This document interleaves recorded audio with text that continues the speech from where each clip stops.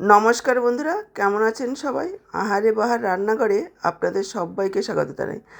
আজকে শেয়ার করব নিরামিষ সয়াবিনের দুর্দান্ত একটা রেসিপি।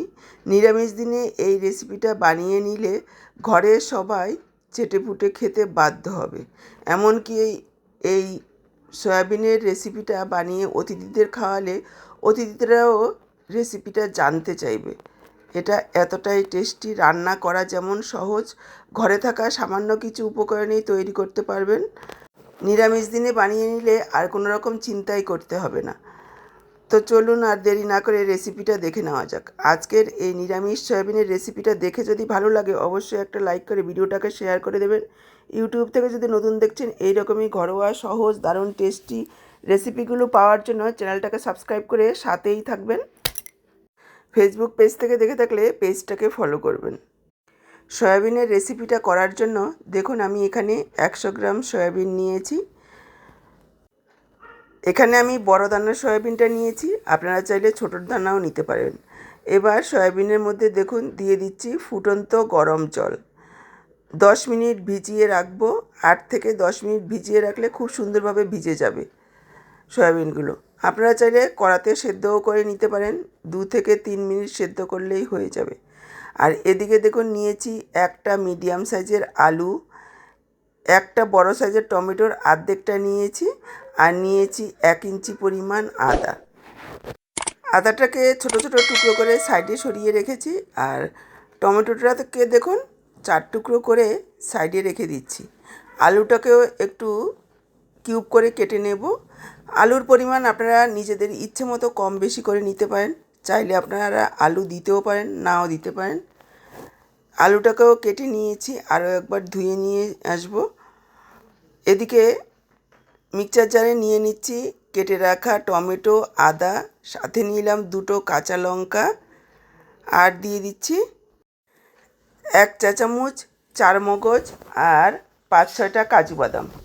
আপনাদের যাদের কাছে চারমগজ নেই তারা চাইলে কাজু বাদামের পরিমাণটা একটু বাড়িয়েও দিতে পারেন। এবার দেখুন পরিমাণ মতো জল দিয়ে এইরকম একটা মিহি পেস্ট বানিয়ে নিয়েছি। এবার ছাড়িয়ে রেখে দিচ্ছি। আর এদিকে সয়াবিনগুলো খুব সুন্দরভাবে ফুলে গেছে দেখুন। প্রায় 8-10 মিনিট পর ফিরে এসেছি। এবার গরম জলটা ফেলে দিয়ে একটু ঠান্ডা জল দিয়ে দিলাম। ঠান্ডা জলে ধুয়ে নেব আর চিপড়ে জলটা বের করে দেব। এভাবে একটু চিপড়ে নিলে কি হবে, সয়াবিনের থেকে দেখুন চিপড়ালে অনেকটাই ফেনা বের হয়। এই ফেনাটা আমাদের শরীরের জন্য ভালো নয়, আবার এই ফেনাটা থাকলে গন্ধও লাগে অনেকের কাছেই। একটু ধুয়ে নিলে সেই গন্ধটা আর থাকবে না। সয়াবিনগুলো তুলে নিয়েছি, আর এদিকে গ্যাস অন করে কড়াই বসিয়ে দিয়ে দিলাম সর্ষের তেল। গরম তেলটাকে কড়াইয়ের চারিদিকে একটু ছড়িয়ে দেব, এতে করে আমরা যখন আলু সয়াবিনটা ভাজবো তখন আর কড়াতে লেগে যাবে না। তেল গরম হয়ে গেছে। এবার দেখুন দিয়ে দিলাম আলু আর সয়াবিন, দিয়ে দিচ্ছি পরিমাণ মতো লবণ, দিয়ে দিচ্ছি একটু হলুদ গুঁড়ো। এবার লবণ আর হলুদ দিয়ে সয়াবিন আলুগুলোকে একেবারে লালচে করে ভেজে নেব, প্রায় 2-3 মিনিট সময় নিয়ে।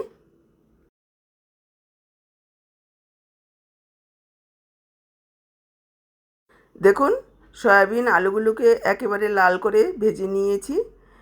সয়াবিন আলুগুলো ভাজার সময় তেলের পরিমাণটা অল্প পরিমাণেই দেবেন, না হলে যতটা তেল দেওয়া হবে পুরোটাই কিন্তু সয়াবিন টেনে নেবে। এবার সয়াবিন আলুগুলোকে তুলে রাখবো।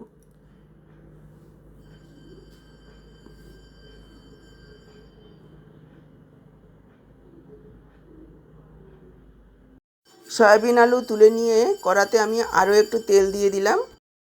ফোড়নে দিয়ে দিচ্ছি 2টো তেজপাতা আর গোটা গরম মশলা, 3টে এলাচ আর 2 টুকরো দারচিনি। এলাচগুলোকে একটু মুখটা ফাটিয়ে দেবেন, তা না হলে ফেটে গায়ে আসতে পারে গরম তেল। লো ফ্লেমে কয়েক সেকেন্ড ভেজে নেব। সুন্দর গন্ধ বেরিয়ে গেলে এখানে দিয়ে দেব 1/2 চা চামচ হলুদ গুঁড়ো আর 1/2 চা চামচ কাশ্মীরি লাল লঙ্কার গুঁড়ো। গরম তেলে এইভাবে যদি একটু হলুদ গুঁড়ো আর কাশ্মীরি লাল লঙ্কার গুঁড়ো মিশিয়ে দেওয়া হয় তাহলে কালারটা খুব সুন্দর আসে। প্রথমে মশলাটাকে মিশিয়ে নিয়ে এবার দেখুন দিয়ে দিলাম পেস্ট করে রাখা মশলাটা আর মিক্সচারের জার ধুয়ে অল্প পরিমাণে একটু জল। এবার মশলাটাকে খুব ভালোভাবে মিশিয়ে নেব। মশলাটাকে মিশিয়ে নিয়েছি। এবার দিয়ে দিচ্ছি হাফ চা চামচ ধনের গুঁড়ো আর হাফ চা চামচ জিরের গুঁড়ো।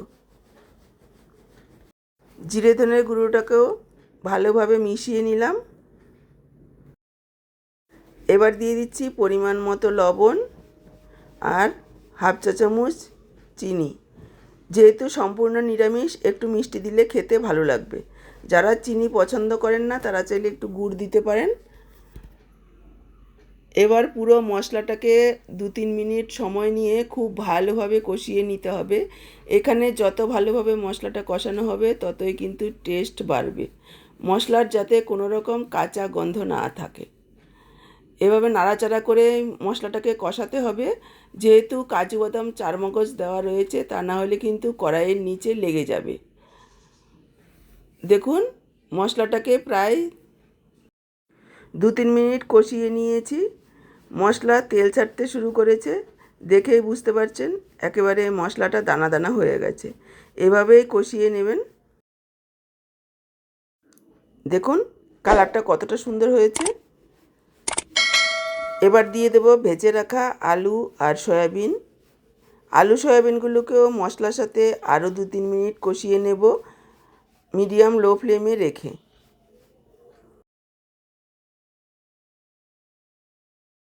দেখুন আরও 2-3 মিনিট কষিয়ে নিয়েছি। এবার দিয়ে দেব জল।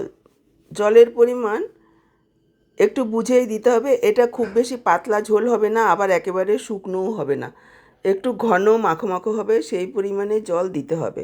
তবে সয়াবিন যেহেতু রয়েছে অনেকটাই কিন্তু জল টেনে নেবে, আলুগুলো সেদ্ধ হবে সেটাও বুঝে নিতে হবে।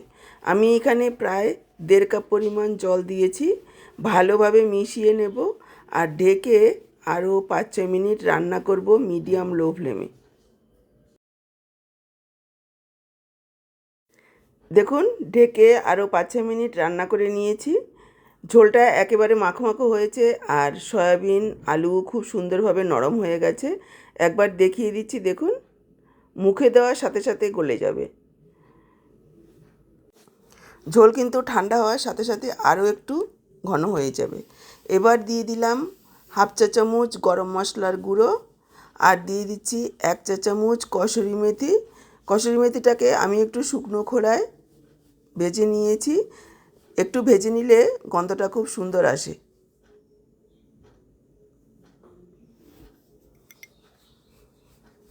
আর দিয়ে দিচ্ছি 1 চা চামচ ঘি। এবার সব কিছু মিশিয়ে নেব আর গ্যাসটাকে অফ করে ঢেকে রেখে দেব 5 মিনিট, যাতে গরম মশলা ঘি কসুরি মেথির গন্ধটা খুব ভালোভাবে মিশে যায়। 5 মিনিট পর দেখুন একদম তৈরি অসাধারণ স্বাদের সয়াবিন মহারানি। একবার হলেও এই পদ্ধতিতে রান্না করে দেখুন। নিরামিষ দিনে এইভাবে বানিয়ে নিলে সবাই চেটেপুটে খাবে, বড় থেকে ছোট। তো আজকের এই সয়াবিনের রেসিপিটা দেখে আপনাদের কেমন লাগলো কমেন্টে জানাবেন। ভালো লাগলে অবশ্যই একটা লাইক করে ভিডিওটাকে শেয়ার করে দেবেন। ইউটিউব থেকে যদি নতুন দেখছেন এই রকমই ঘরোয়া দারুণ টেস্টি রেসিপিগুলো পাওয়ার জন্য চ্যানেলটাকে সাবস্ক্রাইব করবেন আর ফেসবুক পেজ থেকে দেখে থাকলে পেজটাকে ফলো করবেন। এখানেই বিদায় নিচ্ছি, আবার দেখা হবে নতুন কোনো রেসিপির সাথে। সবাই ভালো থাকুন, সুস্থ থাকুন।